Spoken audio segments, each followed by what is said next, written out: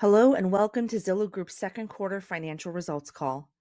We ask that you please hold all questions until the completion of the formal remarks, at which time you will be given instructions for the question and answer session. Also, as a reminder, this conference is being recorded today.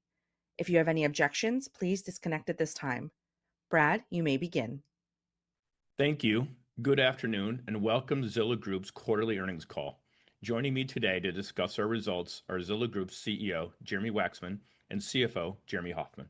During today's call, we will make forward-looking statements about our future performance and operating plans based on current expectations and assumptions. These statements are subject to risks and uncertainties, and we encourage you to consider the risk factors described in our SEC filings for additional information. We undertake no obligation to update these statements as a result of new information or future events except as required by law.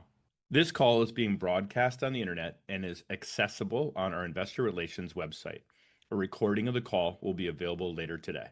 During the call, we will discuss GAAP and non-GAAP measures, including adjusted EBITDA, which we refer to as EBITDA.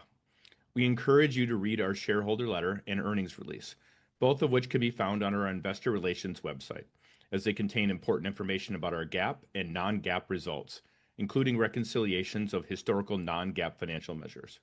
We will open the call with remarks, followed by live Q&A, and with that, I will now turn the call over to Jeremy Waxman. Thank you, Brad, and good afternoon, everyone. Thank you for joining us. I'm pleased to share our strong Q2 results today, including continued double-digit revenue growth and positive net income. We're gaining share in for sale and rentals, and we're doing it while maintaining cost discipline to deliver on our 2025 targets for continued EBITDA margin expansion and GAAP net income. As we work to streamline residential real estate transactions with our Housing Super App, everything we build is designed to offer a benefit for both consumers and the industry. People want and deserve a better experience than the antiquated and analog one they've become used to in real estate. Consumers and professionals experience a digital, streamlined, automated, and delightful process in almost every other part of their lives, from rides and restaurant reservations to flights and lodging. And it's reasonable we'd expect the same in real estate. That's where Zillow comes in. We are building that truly integrated, digitized, end-to-end transaction experience. That relentless focus on creating great products and experiences is why we're growing share in both for sale and rentals, and why Zillow is a beloved brand. People instinctively turn to Zillow when they think about home. Whether a mover is looking to buy, sell, or rent, they're likely visiting us along the way. Zillow maintains the #1 position in both for sale and rental traffic. In Q2, we had 243 million average monthly unique users across our apps and sites, and about 4 times the app engagement of the next company in our category. This deep connection with our audience has been part of our foundation from the start.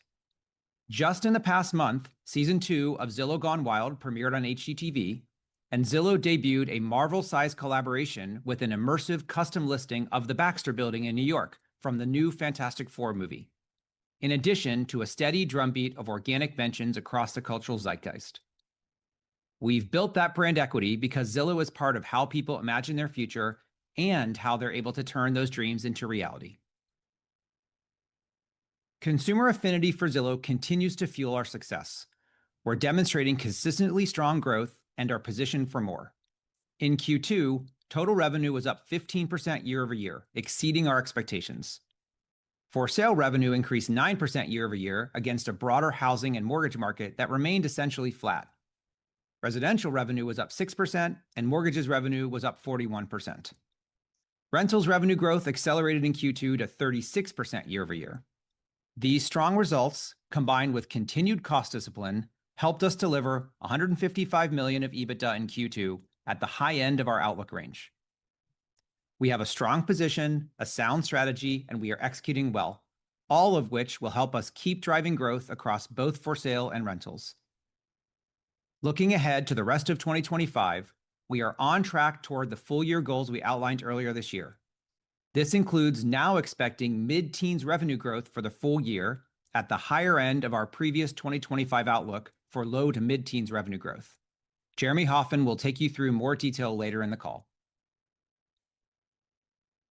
We are successfully executing on our for-sale strategy to deliver an easier, streamlined, tech-enabled, and integrated transaction experience across Zillow, with innovative products and services that solve problems for everyone involved in the move. We know our strategy is working because consumers and real estate professionals like what we have to offer, and because our for-sale revenue growth continues to outpace industry growth. This effective strategy comes to life in our enhanced markets, where we're connecting high-intent movers with high-performing professionals and delivering a more integrated transaction.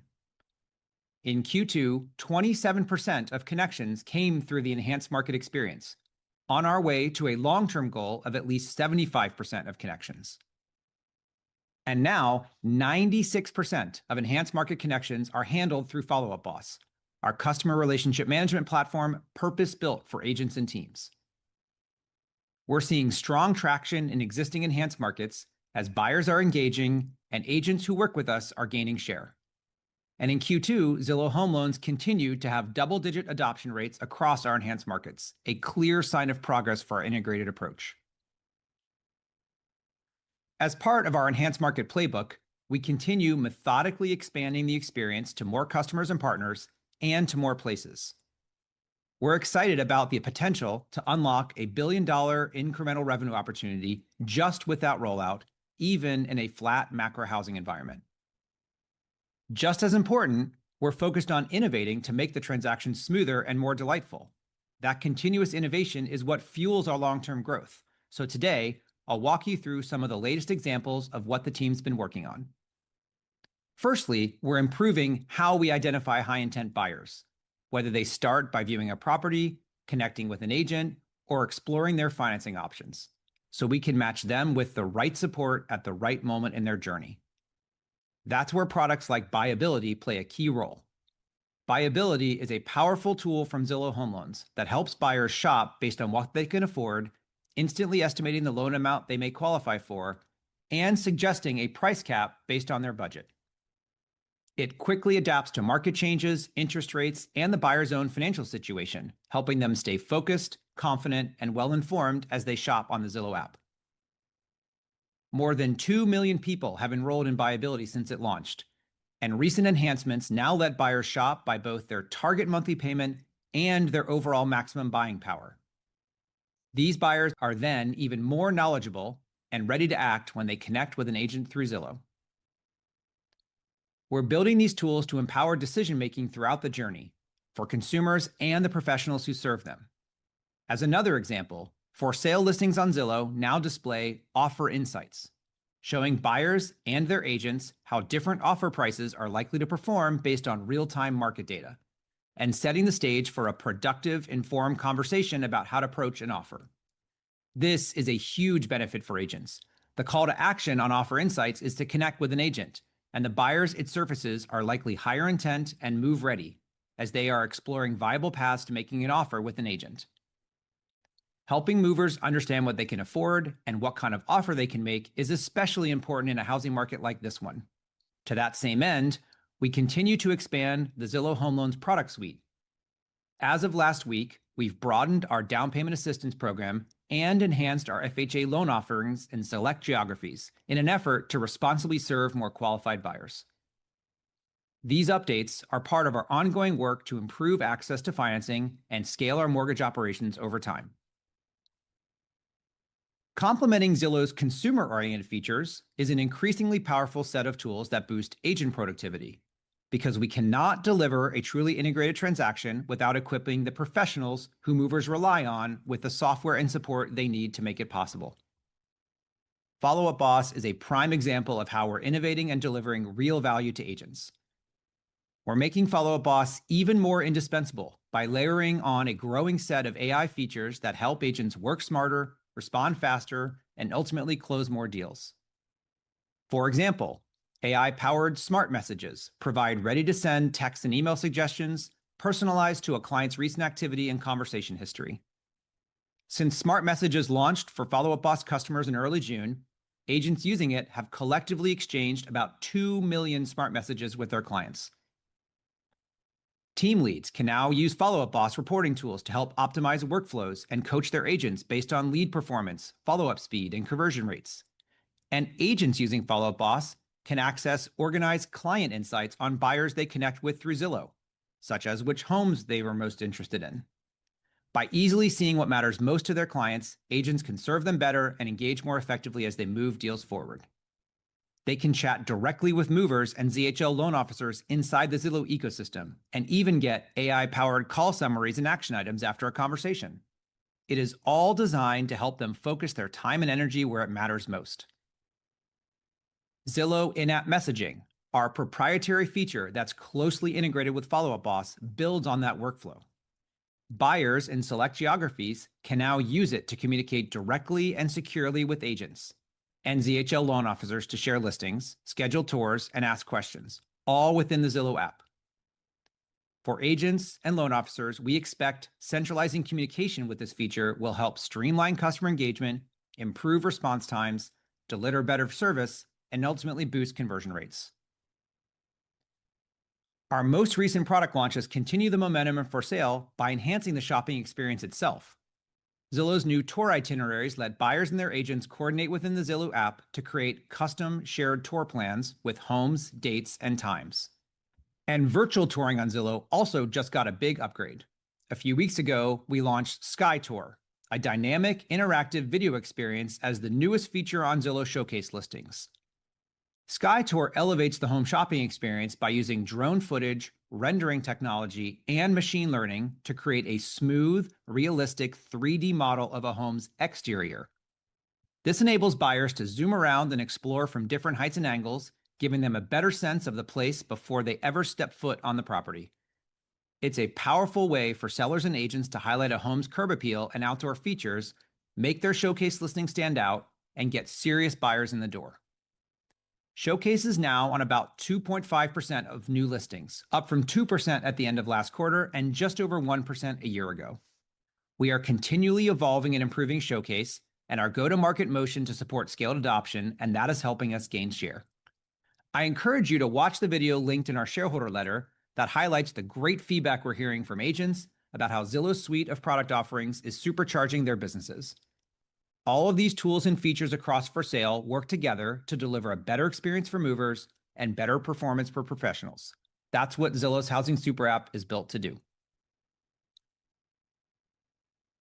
Now diving into rentals. As a reminder, our strategy here is twofold. First, to build the most comprehensive two-sided marketplace of homes for rent, and second, to modernize the transaction experience for renters and property managers alike. The opportunity in rentals is significant, with a large total addressable market. More homes turn over each year in the rental market than in the for sale market. In fact, about 3 times as many movers are looking to rent versus looking to buy, and almost every buyer starts out as a renter. Yet historically, there hasn't been a single platform where they can see all available homes for rent. Zillow Rentals is changing that. We are executing well on our strategy and scaling rapidly. Zillow Rentals is seeing strong property count growth and accelerating revenue, built on the back of a sound strategy and a compelling product. Our marketplace includes the full spectrum of rental inventory, from single-family homes to large multifamily buildings, because we know renters aren't looking for just one type of property. They want to see everything in one place. In Q2, Zillow Rentals had 2.4 million active rental listings, the most in the category. Multifamily properties are leading our rentals growth, with multifamily revenue up 56% year over year, and property count up 45% year over year to 64,000 at the end of Q2. We're also gaining wallet share with large property managers who are choosing to upgrade their advertising subscription spend with us as they recognize the value of connecting with the largest consumer rentals audience, including an increasing share of apartment seekers. Zillow Rentals is number 1 in partner satisfaction in our category for return on marketing investment as we deliver high-intent, qualified renters and add real value for our multifamily partners. Importantly, our reach now extends far beyond Zillow-owned channels.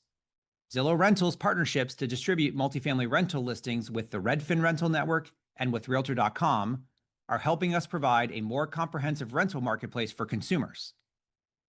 multifamily property managers who advertise with us can now reach renters not only across Zillow, Trulia, and HotPads, and StreetEasy in New York, but also through Realtor.com, Redfin, Rent.com, and Apartment Guide. This is a major value add for renters and property managers, and it's helping to drive more traffic, more inventory, and more revenue for Zillow Rentals. But having the most active rental listings is just the start. We're applying the same product expertise and relentless consumer focus we've shown in the for sale experience to building a more unified rental experience. Today on Zillow, renters can shop, compare costs, tour, apply, and in many cases, sign a lease, pay rent securely, and even build or improve their credit history by having their on-time rent payments reported to major credit bureaus. For property managers, Zillow Rentals provides one easy digital platform to list, book tours, screen applicants, create and sign leases, and collect rent payments. New tools like the AI Assist feature we announced in June, powered by an exclusive integration with Elise AI, simplify communication between renters and property managers, speeding up leasing. Additionally, rental listings on Zillow now support display of a full breakdown of upfront and monthly costs, as well as optional add-ons, and a custom calculator that lets renters toggle fees on and off and see a personalized total. This tackles a top frustration for renters: hidden fees and surprise charges, especially important for cost-burdened renters trying to plan accurately. In turn, property managers get more qualified, serious applicants. Building a better experience for renters and property managers has earned us the #1 position in rentals traffic, with 36 million average monthly rental unique visitors in Q2, and our lead continues to widen. We expect quarterly year-over-year rentals revenue growth to keep accelerating throughout 2025, with a clear path toward the billion-dollar-plus revenue opportunity in front of us. We're well positioned to keep capitalizing on the momentum we've built, scaling our marketplace, and growing our share. This call marks 1 year since I stepped into the CEO role. It's an honor to be leading this company. I am incredibly proud of how our teams are delivering to get more people home, while also helping our partners grow their businesses so they too can serve our shared customers. We are moving fast, we're staying focused, and we're building real momentum. Our Q2 performance reflects the strength of our position, strategy, and execution. We're delivering growth, managing costs, and leading industry innovation to provide a seamless, tech-enabled experience that helps movers and real estate professionals with nearly every step of their journey. We are on track toward the full year 2025 targets we've laid out, and we're confident in our ability to keep executing in Q3 and beyond. With that, I'll turn the call over to our CFO, Jeremy Hofmann. Thanks, Jeremy, and good afternoon, everyone. As you just heard, we delivered strong results in Q2 and are well positioned to continue doing so as we execute on our strategy. Q2 2025 revenue exceeded our expectations, up 15% year over year to $655 million, which was above our outlook range. Our better-than-expected revenue performance, combined with effective cost management, delivered EBITDA of $155 million at the high end of our outlook range. Q2 EBITDA margin was 24%, with our trailing 12-month EBITDA growing 26% year over year as we continue to scale revenue and control costs. As a result of these efforts, in Q2, we reported our second consecutive quarter of positive GAAP net income. For sale revenue grew 9% year over year in Q2 to $482 million, 700 to 800 basis points above residential real estate industry growth of 2% according to data tracked by Zillow, and growth of 1% reported by NAR. Of note, we estimate purchase mortgage origination volume grew 1% in Q2 as well. As a reminder, mortgage industry growth is relevant because a majority of Zillow buyers purchase their home with a mortgage. Additionally, the relative headwinds we saw in Q1 from the luxury market normalized during Q2. Within the for sale category, residential revenue grew 6% year over year to $434 million in Q2, in line with our outlook. We saw contributions to this growth broadly across our agent and software offerings and within our other marketplaces. Agent offerings include Premier Agent and Zillow Showcase. Software offerings primarily include ShowingTime, Dotloop, and Follow Up Boss, which has continued to grow from both our enhanced market expansion and from broader industry adoption of the software. Our new construction marketplace also contributed to the growth in residential revenue. Within the for sale category, mortgages revenue was up 41% year over year in Q2 to $48 million, ahead of our outlook. Our mortgages strategy is leading more buyers to choose financing through Zillow Home Loans, which is the main growth driver of our overall mortgages revenue. Purchase loan origination volume grew 48% year over year to $1.1 billion in the quarter. Rentals revenue in Q2 was $159 million, with growth accelerating to 36% year over year. This growth was driven primarily by our multifamily revenue, which grew 56% in Q2, up from 47% year over year growth in Q1. We increased the number of multifamily properties on our apps and sites by 45% year over year, reaching an all-time high of 64,000 multifamily properties as of the end of Q2. As a reminder, we measure our multifamily property count as 25+ unit buildings. When you include our industry-leading long-tail properties, Zillow Rentals had 2.4 million active rentals listings, the most in the category. We also continued to grow our leading rentals audience this quarter, with 36 million average monthly rentals unique visitors in Q2, according to Comscore. The ROI and lead quality that Zillow Rentals provides continues to resonate in the market. Additionally, our Redfin partnership went live in April, which expanded our distribution to Redfin, Rent.com, and Apartment Guide. This expansion is resulting in more and more multifamily property managers choosing to partner with Zillow Rentals. Our offering is providing value to customers and multifamily operators of all sizes, as evidenced by the growth of both our property count and our share of wallet, which gives us confidence in the billion-dollar-plus revenue opportunity ahead of us. Q2 EBITDA expenses totaled $500 million, slightly above our outlook of $495 million, driven by slightly higher than expected benefits costs and payroll taxes. The lead generation costs from our Redfin Rentals partnership, which are included in cost of revenue, were within our expectations. As a reminder, these leads put us in a position to further grow our rentals revenue. Excluding the leads costs associated with our Redfin Rentals partnership, total EBITDA expenses grew 10% year over year, in line with our Q1 year over year growth. Total operating expenses and cost of revenue combined grew 9% year over year, as compared with total revenue growth of 15% in Q2. We drove leverage on total fixed costs, which grew 3%. This includes share-based compensation expense, which was down more than 12% year over year in Q2. We ended Q2 with $1.2 billion of cash and investments, down from $1.6 billion at the end of Q1.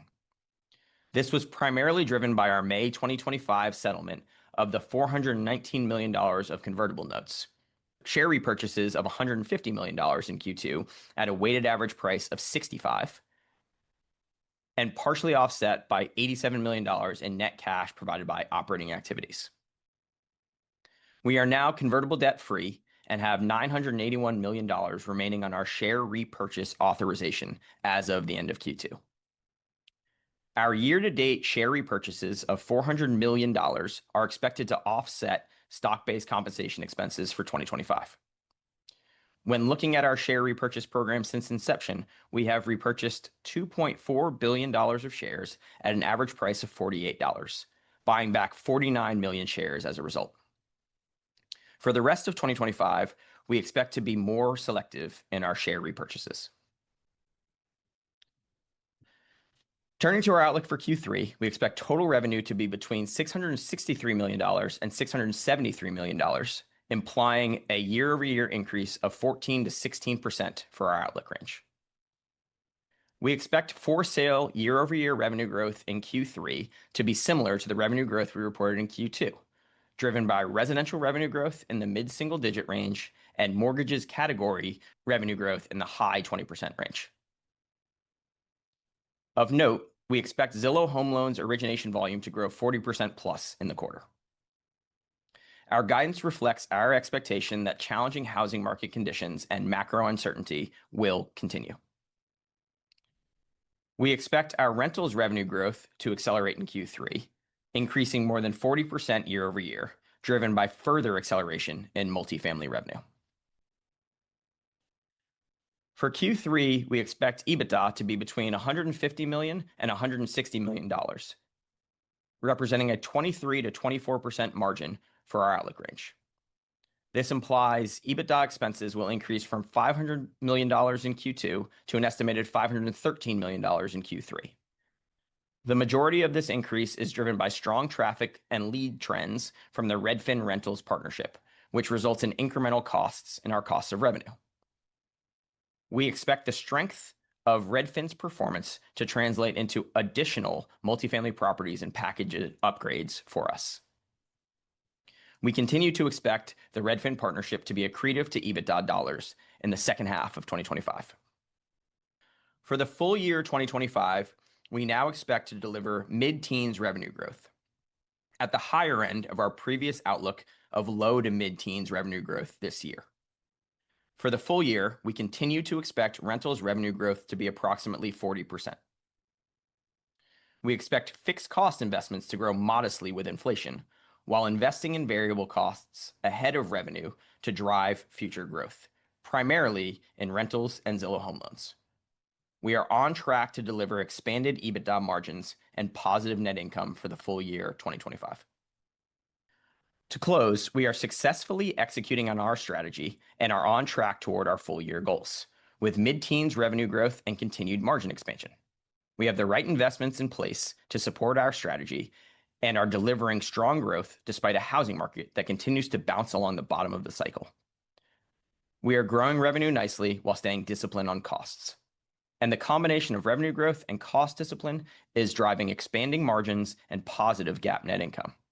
As we look forward, we are very excited about the opportunities ahead of us. And with that, operator, we'll open the line for questions. Thank you. At this time, if you would like to ask a question, please click on the raise hand button, which can be found on the black bar at the bottom of your screen. When it is your turn, you will receive a message on your screen from the host allowing you to talk, and then you will hear your name called. Please accept, unmute your audio, and ask your question. We'll wait a moment to allow the queue to form. Our first question will come from Ron Josey with Citi. Your line is open. Please ask your question. Great. Thanks for taking the question. And hey, guys, I wanted to ask a little bit more and drill in on the rentals business, just given the goal or the guidance for accelerating growth in the back half, but then also just the strength in multifamily properties and the net additions. So help us understand just on the insights, what you're seeing, what you're hearing with your conversations from large property managers, maybe your go-to-market strategy from a pricing perspective, how that's helping, and just your overall, call it confidence level, which I presume to be pretty high given the comments in the prepared remarks, but just going forward as rentals becomes a larger part of the overall business. Thank you. Yeah, thanks, Ron. I'll start maybe, and you can jump in with anything I miss. I think at the high level, you're seeing the results both in Q2 and our confidence for Q3 and second half of the year just come from the strategy working, the team executing, and great partner satisfaction.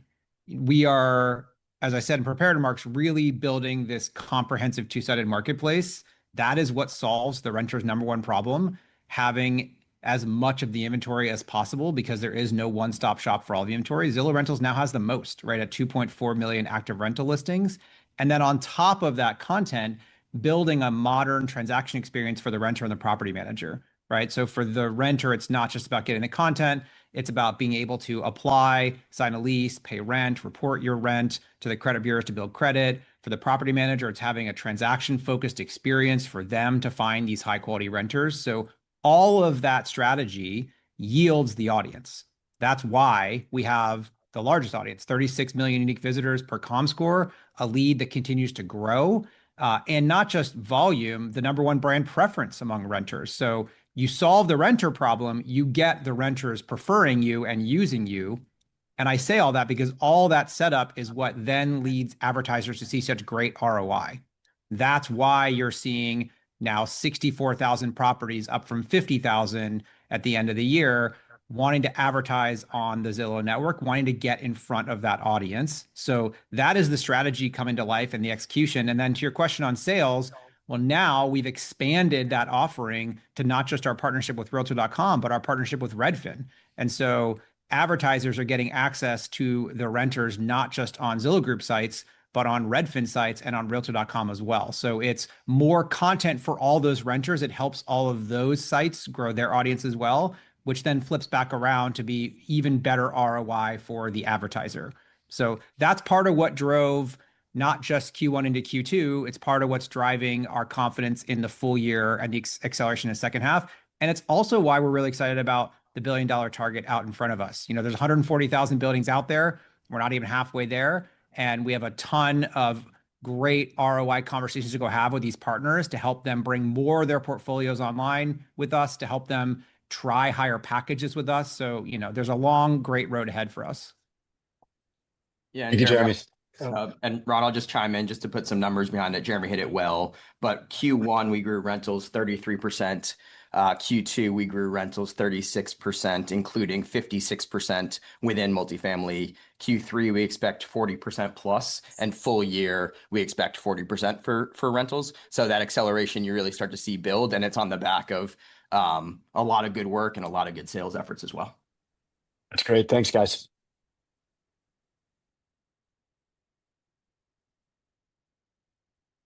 Our next question will come from Brad Erickson with RBC. Your line is open. Please ask your question. Hey guys, two for me. So one, last quarter, Resi rev growth was a little bit below the market, and this quarter it was noticeably ahead.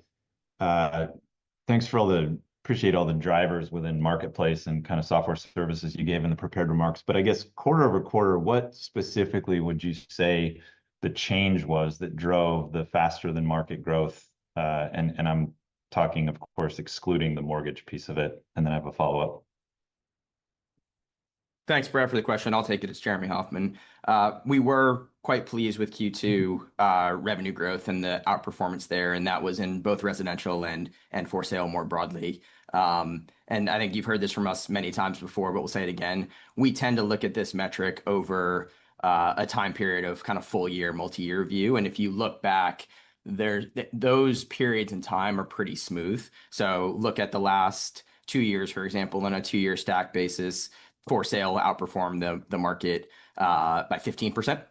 And that outperformance is what really gives us confidence for the longer term mid-cycle targets, right? We're trying to go from 27% of connections in these enhanced markets now to 35% by the end of this year, and then 75% for those mid-cycle targets. It's that formula plus everything else within residential and the for sale segment that we're doing. And it's some combination of continuing to execute on enhanced markets, Showcase continuing to expand, Zillow Home Loans growing alongside that enhanced markets expansion, Follow Up Boss getting in the hands of more people across the Premier Agent base and the broader agent population. Real-time touring continues to expand. It's a bigger portion of connections this quarter than it was obviously a year ago, and drives conversion. And then, last but not least, the new construction business continues to perform well too. So when we look at the formula, we are appreciative of the outperformance over time and love the opportunity ahead of us as well. Got it. And then just to follow up on rentals, kind of along the lines of Ron's question, we get asked a lot about the contribution from Redfin on this back half acceleration where you're calling for. Can you help us just maybe unpack that at all? Or maybe if you could just walk us through how we should think about the Redfin contribution that's layering on top of the rentals growth. Thanks. Yeah, I'll take that one as well. We are really pleased with the partnership. It launched late April, early May, and has started great. Our sales force executed well in Q2. We added 9,000 properties. I would expect that to normalize to pre-Q2 levels going forward. But when we look at the value Redfin and Realtor.com bring to us, it's the ability to take the expanded distribution and leads to all 64,000 existing properties and sell into the rest of the roughly 76,000 buildings we don't yet have on Zillow. So within the 64,000 properties, we are adding more value, we are bringing more customers, and we're hopeful that folks will upgrade their packages accordingly. And then it gives us the opportunity to go sell into a much larger addressable market than we are today. So that's the way I would think about it. It's a component of an important component of a larger rentals business we are building, not a separate piece. And the positives these folks bring to us impact the entire business. Got it. That's great. Thanks. Our next question will come from Ryan McKeveny with Zelman and Associates. Your line is open. Please ask your question. Hey, thanks, guys. Nice job on the quarter. Wanted to drill in a bit on Zillow Showcase. You called out it's now on about 2.5% of listings, up from 2% last quarter, 1% a year ago. So obviously some nice momentum there. As we think about the translation from market share of listings to the Showcase revenue opportunity, I think that discussion historically has revolved around effectively like a subscription fee per listing that works out to about, $500 per listing. But in a scenario where a homeowner actually comes directly to Zillow and says, hey, I want this for my home when I list it. I want help connecting with a listing agent who uses Showcase. Presumably that's a pretty nice connection opportunity to take that demand and bring it to one of your listing partners. So I guess I'm curious if that potential for monetizing the connection is embedded within the revenue targets for Showcase, or could that be a source of upside over time? Thank you. Hey, Ryan, thanks for the question. The short answer to your question is it's all considered part of the Showcase opportunity. I think the longer answer is kind of maybe why that is. So you're right, 2.5% of all new listings. We put out a goal of kind of 5 to 10% of all listings in intermediate term. And we don't think that's the end state. We think Showcase is something that becomes the default expectation for buyers and sellers. You want to get to that 10% number to then really start to have it become an expectation, have a flywheel. And the question you're asking, does a seller ask for it or does an agent pitch it to a seller? That starts to become both things start to contribute to seller growth. We do that now. I mean, if you use the Zillow website and you don't have a listing agent and you ask for a listing agent, you are asking about Showcase, and we will connect you with a great agent that is trained to use Showcase, and that's a new opportunity for them. So we do think about both sides of that, both agent-driven and seller-driven, but we don't think about them as kind of separate revenue opportunities. It's more about bringing Showcase and changing the customer expectation experience for the buyer and seller. And then, of course, the incremental benefit for the agent is agents win more listings with Showcase, right? And when an agent walks into a listing presentation and they say, well, I'm aligned with Zillow and I have these great Zillow digital tools, it's why you should list with me, they're winning more listings. That is the real ROI that agents are feeling and why they're subscribing and renewing. So we think about the opportunity for seller more broadly as both the seller and the agent. And I think it will take a while, but the expectation change in the industry to just expect this rich media on more types of listings is what will really power that flywheel. Yeah, that's very helpful. Thank you for that detail. Second question. So in the press release, it called out that part of the contribution to the residential growth was through the new construction marketplace, and I feel like the new construction marketplace tends not to be kind of a big part of the quarterly updates. So maybe you can just talk to us about what's driving that. Is that some of the macro trends that we see on the home building side of things? Is that share gains within the space, expanding the number of home building partners? Maybe you could just unpack the new construction marketplace side of things a bit. Yeah, Ryan, I'll take that one. I would think of our new construction business as one that feels table stakes for builders. So similar to the rest of the residential business and what you're familiar with on the agent front, that business just tends to do quite well because we're a really good advertising channel, and we've been able to grow nicely through the various swings in macro as a result. Got it. Okay, thanks, guys. Appreciate it. Our next question will come from John Colantuoni with Jefferies. Your line is open. Please unmute your line and ask your question. Hi, great. Thanks for the questions. I wanted to ask two. Starting with variable expenses, they've been outpacing revenue growth in the past couple of years.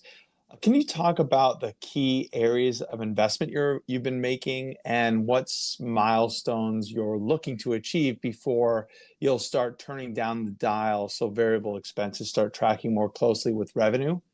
And second, turning to the Redfin partnership specifically, and if possible, can you discuss sort of incrementality from the leads you're now receiving from Redfin versus the opportunity to find new property managers using Redfin's existing relationships? Thanks. Yeah, John, I'll take the first one and I'll start on the second and Jeremy chime in. So the first one, we expect our variable cost base to grow ahead of revenue in 2025 with our initiatives, but grow more in line over time as initiatives scale and mature. We have to make sure, and we will make sure, that we're right-sizing our investments to meet the expected growth curves we see. And we're primarily investing in rentals and Zillow Home Loans, both of which are obviously growing faster than our overall revenue base.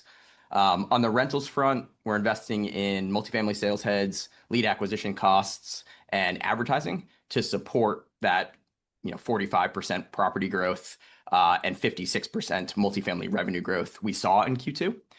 And then for ZHL, we're really hiring loan officers as we expand our enhanced market footprint and bring ZHL to more customers. So that's where that is on the variable front. There are other parts of the variable cost structure that we've obviously gotten leverage over time. The primary places that we're investing are the places where we're seeing the most growth. I think I'd just remind you, the real profit driver here for the company and why you're seeing us continue to expand margins is we're controlling fixed costs and scaling revenue. That's the way that we grow profits faster than revenue. And fixed costs this quarter, across the cost base, we're up 3%. We expect to continue to do that for the rest of 2025 and deliver positive net income in 2025 as well. So I think that's the first one. And then the second one on the Redfin leads versus opportunity, I think the way to think about it is similar to what we said a little bit earlier, which is the opportunity now is to take the expanded distribution that we have with Zillow, HotPads, Trulia, StreetEasy in New York, Redfin, Realtor.com. That's now the expanded distribution. We take that to the 64,000 properties that we have on sites and apps now, and we look to upsell them into higher packages. That will be one opportunity. That will be coupled with bringing that distribution channel to the 76,000 or so properties that we don't yet have. So it's less segmented out and more just think about it as the offering is just incrementally compelling, and we're going to go look to bring that to the entire space. Yeah, and maybe only thing I'd add there is the incremental, which Jeremy commented on. These are incremental customers, right? Because there is no one-stop shop yet for all rental listings. You're finding renters on multiple sites, right? And so Zillow Rentals is the most, but Redfin has great rental sites and Realtor.com has a rental site, and you find renters on there that are not on Zillow or vice versa.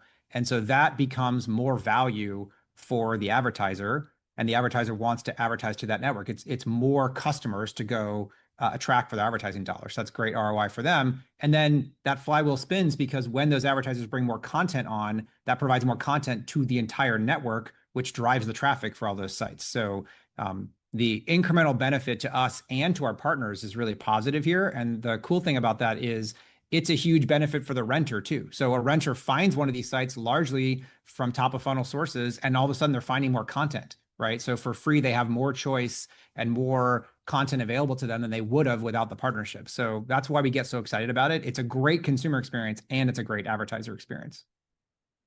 Great. Thanks so much. Our next question will come from Trevor Young with Barclays. Please unmute your line and ask your question. Great, thanks. Just back to the comment around Redfin and being dollar accretive in 2H. Just to clarify, is that for 2H in aggregate, or should we expect it to start being accretive here in 3Q? Yeah, Trevor, I'll take it, Jeremy. I think about it as both. Both 3Q and second half of the year, and then obviously we expect it to be more accretive beyond that. Great, thank you. Our next question will come from Benjamin Black with Deutsche Bank Research. Please unmute your line and ask your question. Hi, this is Jeff on for Ben. Thanks for taking my question. Can we maybe just talk about some the assumptions that you're making about the broader real estate market as we look into Q3 in the back half of the year? And what kind of levers can you pull to further increase monetization on a per connection basis, even in a slower housing market? Thank you. Bob, maybe I'll start. I think the short answer is we're not assuming a lot of help from the macro. And we're just focused on driving growth in spite of that, right? We grew total company revenue 15% in 24. We expect mid-teens growth in 25. We grew 15% in Q2. We're guiding to 14 to 16% in Q3. And that's with the housing market largely flat, right? It was flat in Q2, and we don't expect a lot of relief into the latter part of the year. The story on the housing market is it's going to take a while to normalize, right? Because the affordability challenge we have is really an availability problem. So mortgage rates easing helps on the margin, but we're still dealing with the fact that we're nearly 5 million homes underbuilt from not building enough new construction inventory coming out of the global financial crisis. And so that plus a bunch of sellers being locked into high mortgage or low mortgage rates, not wanting to trade up, creates a supply demand imbalance. That's why you've seen prices run up so much from the pandemic. And it's why even with prices starting to ease in so many markets, you're still seeing volume low. So all that doesn't paint a story of a housing market that untangles itself quickly. So we aren't factoring a lot of goodness in. I think we hope that you actually see some home prices start to come down more. There are many markets where home prices have already rolled over and are down a few percentage points year on year and are continuing to go down because there's enough listing inventory out there. But again, we don't expect that to provide overall total transaction value relief anytime soon. And so we are just planning to grow through that. We're gaining share in for sale. We're gaining share in rentals. And we're doing that because the strategy we're putting together allows us to build great products and services for the consumer and for the professional. And they choose to use us and our stuff more often. And that drives transaction share for us and for our agent partners. So at some point, the housing market will become a growth tailwind, but we plan to grow regardless. Okay, great. And maybe just as a follow-up, could you talk to if you're seeing any regulatory or listing access changes influencing your platform or agent ecosystem, and or any kind of early trends in agent behavior? Thank you. Sure. We're quite pleased to see really the vast majority of the industry agrees with our listing standards, right? Which were crafted to work alongside the listing cooperation rules that many MLSs and brokers already practice. So we love to see that, the entire industry really has been encouraged to formally implement what they most already believe, that if you're going to market a listing publicly, to some consumers, you should market it to all consumers. It's a huge consumer benefit that buyers can see all available inventory, that sellers can maximize their exposure. And it's a huge industry benefit because if you're an agent, whether you're at a big brokerage or a small brokerage, to do your job effectively, you got to see all the content and be able to count on the MLS to have it all. So we are really pleased that early on, we've seen the majority of the industry largely adopt these standards.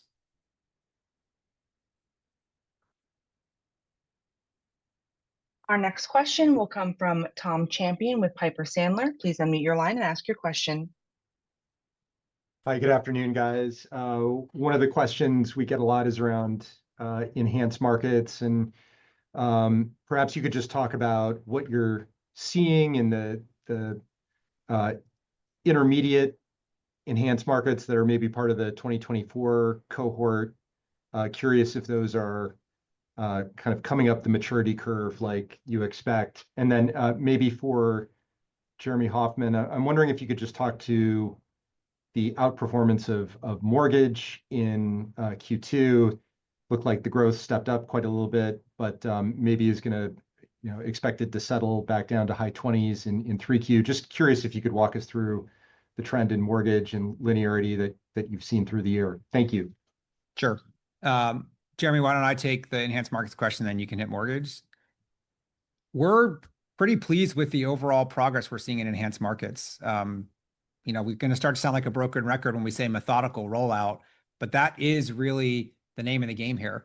In every market, it's about finding the next agent team or helping the agent team we have grow to take on more customers. And then it's about going into the next market and starting that process while measuring the conversion, the Zillow Home Loans adoption, and most importantly, the customer satisfaction of that experience with the buyers and sellers that we introduce these people to.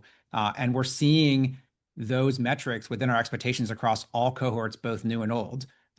We are on track to getting to 35% of our customers by the end of the year. That was the goal we put out at the beginning of the year with y'all. And we're at 27% in Q2, and we feel good about getting to 35%. And what gets us excited about that is that's still barely a third of Zillow customers, right? That is still means the 2/3 of Zillow customers are not getting this enhanced market experience yet. And that's opportunity we want to mow down as fast as we can on our way to 75%, at least 75% of our customers, sometime in the future. So we feel great about that progress.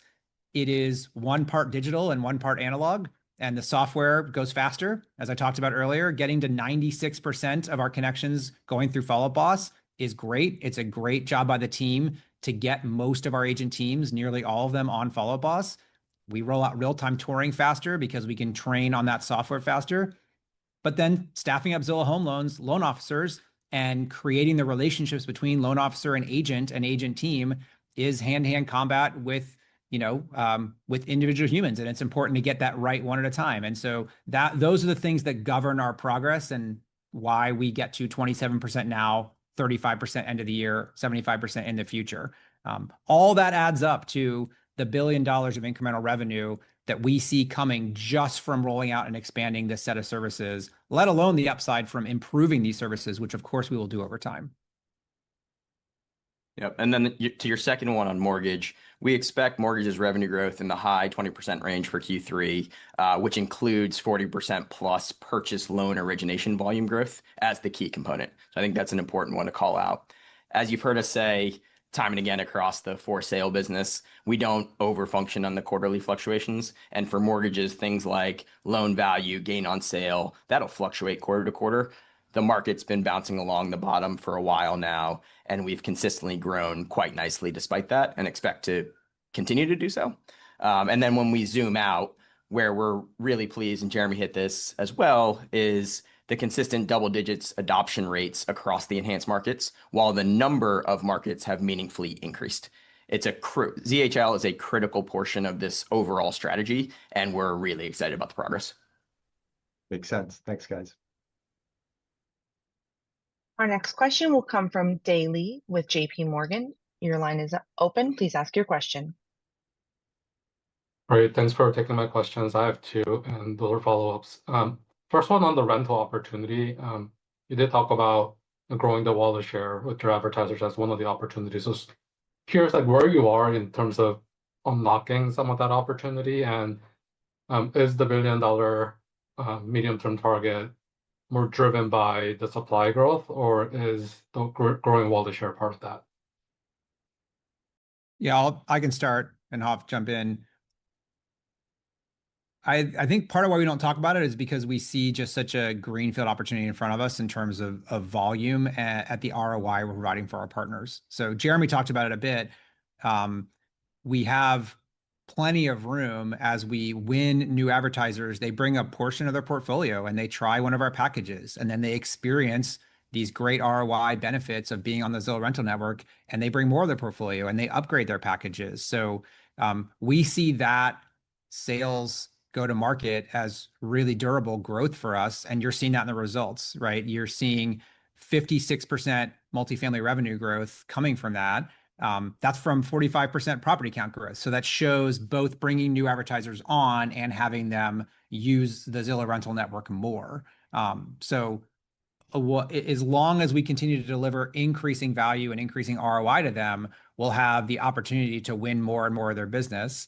And the percentage of advertisers we have reached is still, as Jeremy Hoffman said, not even 50%. So that's why we feel so great about the $1 billion plus opportunity and why we see a lot of ways to go grow and get to it.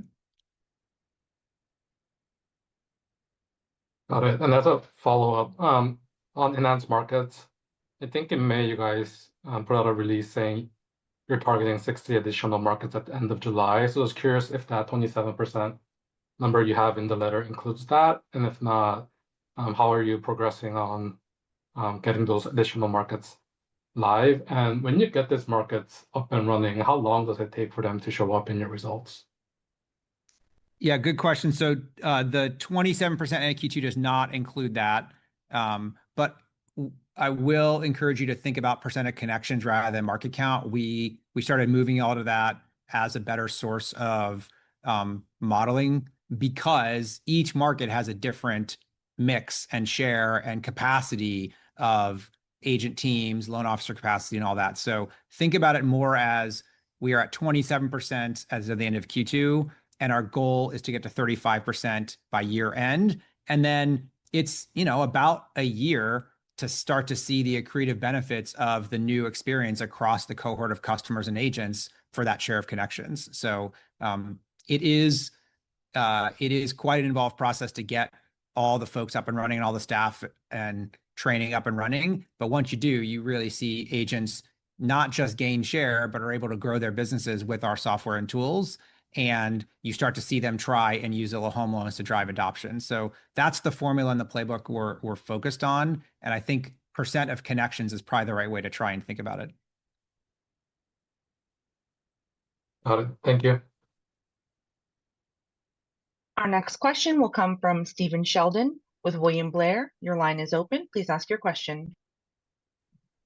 Hey, thanks. Just wanted to follow up on Zillow Showcase. I'm curious how monetization of that solution has been trending and whether it's becoming a more material contributor, revenue contributor to the residential segment. And then as we think about the housing backdrop, has that actually become more favorable for Showcase, given that home sellers and their agents could be a little more concerned about the home selling altogether and the price received in this environment? I guess, yeah, just what are you seeing on the demand side there? Sure. So Showcase now at 2.5% of new listings, up from 2% end of Q1. I think trying to tease it out as a part of the overall residential component is going to be tough, just actually because of the earlier question. It's all part of the agent's ROI. So we feel great about that progress. And the thing I think we're most excited about is agents see the value in winning more listings with it, and sellers and buyers both see the value in having it, right? So it's this really rare kind of win-win where everyone has a great experience with it. The macro question is a good one. I think the reality is it's too small Showcases to be a macro driver yet. But I will point out we're growing Showcase this nicely in what has historically been mostly a seller's market. And as if the market were to shift to more balance, you'd think the seller and the seller's agent would benefit even more from showcasing their listing. But if you go talk to our agent partners who use it, what they sing the benefits of is their ability to win more listings with it, right? And so in an environment where they have to work harder to win a listing presentation, Showcase is an even more powerful tool. And we're not exactly just sitting still with Showcase, right? Showcase launched a little more than a year ago, and we've been improving it ever since. So we added the listing dashboard last quarter. We just added SkyTour, which if you haven't checked it out, you should really go check out a SkyTour listing. It's an immersive experience outside the home. It stitches drone photography together to get you to be able to fly around the exterior and really get a sense of what the home is like. Those are just a couple examples of how we'll continue creating this incredibly immersive experience that the buyer, of course, loves, therefore the seller will want, therefore the agent will have to offer if they want to win listings. Great, thank you. Our last question will come from Andrew Boone with Citizens Bank. Please unmute your line and ask your question.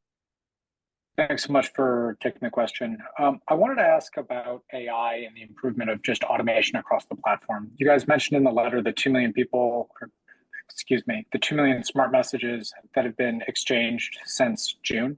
Can you guys just talk about what AI allows for automation in terms of connecting buyers and sellers more efficiently? And what's kind of the overall vision, if we think kind of 1 to 2 years out, of what you guys can do with Follow Up Boss as just more capabilities are enabled? Thanks so much. For sure. Thanks, Andrew. We are tremendously excited about AI's potential to rewire the industry, just as it rewires all of us as workers. And if you think about the real estate industry as such a highly considered regulated purchase where you need great professionals, that is just tailor-made for supercharging the services that humans are doing and allowing humans to be great at what they do. And you're already seeing that today, right? I mean, just look at some of the examples we called out this quarter. For the consumer, it's a better customer experience, right? It's things like I just talked about with SkyTour, virtual staging AI, better personalization while you're shopping. For the professional, the hardworking professional that has so much work to do to help delight clients, it's AI-powered relationship management software to supercharge them, to let them do what they do best, which is client relations and advice and consulting and guidance.